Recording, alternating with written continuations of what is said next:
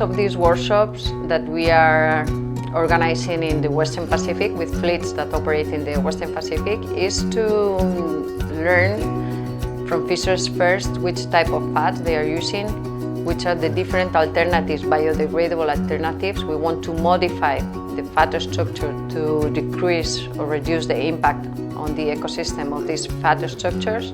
And we need to share with fishers their knowledge and which difficulties they can advance on finding new materials for biodegradable fats.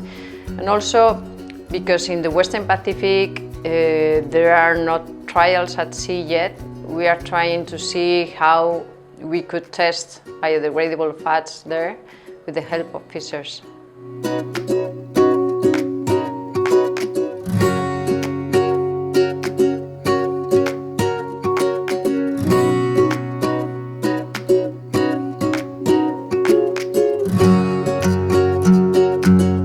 Some of the objectives are, for instance, knowing now which type of materials they are using to build their fats, their fish aggregating devices, if they use, or how much plastic they use, or how much biodegradable material, and to understand better how fats are done nowadays. Typical materials used for making fats currently are nets that are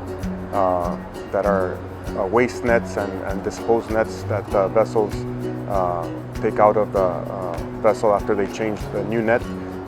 They use these discarded nets with a small mesh size to make new fads made out of net material, corks, chains, and wire rope.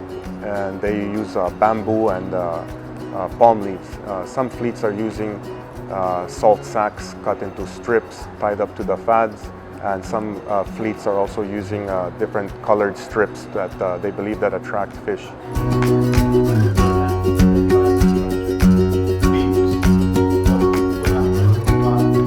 Are you still using this type of bed? Like it's like a kite. Are you using this type? For anchored bed. I was thinking about the bender attract tuna a lot, but this is not biodegradable. So. But do you think this could be done biodegradable? It can be, but according to comments, that what is it? The smell of rubber, the rubber smell. Also, another important objective is to know if fishers really are aware of the impact of fat structure on the ecosystem, what they think about it. Of course, yes, I believe there's an impact because the materials are not biodegradable. So the use of fads and the creation of these fads, which fleets are using more and more, I believe, is causing an impact into the oceans to create more garbage in our oceans. So I think there is impact, but minor comparing to other pollutants. But I think the impact Chinese have contributed to the environment, I think, is huge, it's big, and that needed to be addressed. And those that are going to address are those that own the boats, the fishermen. They take the full responsibility to address it because they are the one fishing. Talk about whatever the method they fish, free school or by fats. They know it better than regulators like us. So they should come forward and tell us exactly what are the best methods and best ways.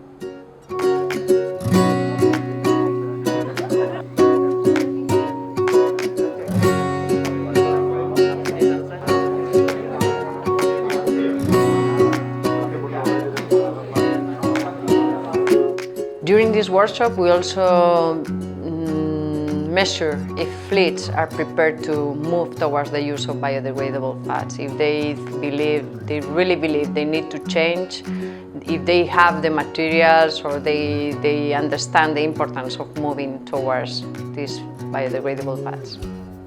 Yeah, I think it's a move forward that the Pacific is getting ready to move into the biodegradable fads, but it's a move that requires more research and development to figure out economically viable materials and the correct materials to use.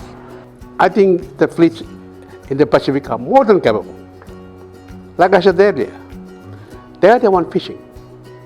The fishermen should owe to themselves and come up with the best method.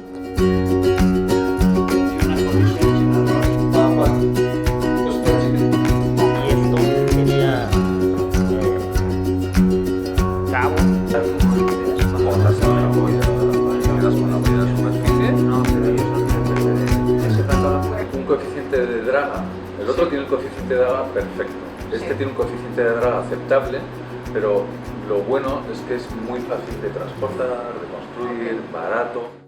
We also like to know which could be the different difficulties when fishers move towards biodegradable fats. It could be finding materials or whatever. We try to advance difficulties during these workshops.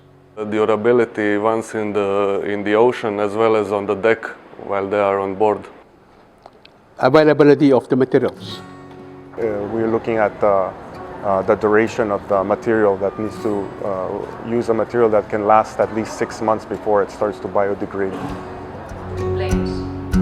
I mean, you cross like these two planes, like with bamboo. And then we have the most sustainable is the non-entangling and biodegradable. ISSF is working now in the 3 oceans, in the Pacific, Indian and Atlantic Ocean, to find an alternative fat structure that is made of biodegradable materials or is using less plastic.